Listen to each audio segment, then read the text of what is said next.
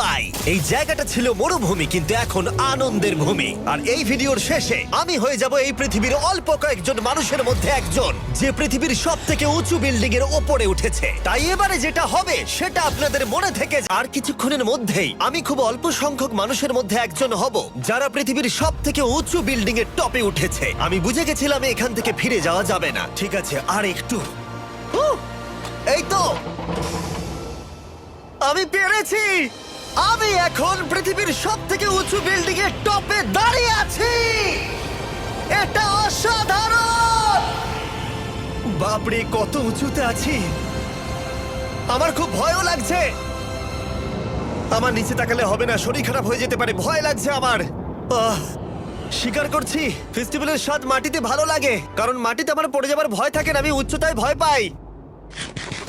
যখনই আমি আমার কোনো ভয়ের সম্মুখীন হয়েছি, তখন সেটা আমাকে অনেক কিছু শিখিয়েছে এবং মজাও দিয়েছে।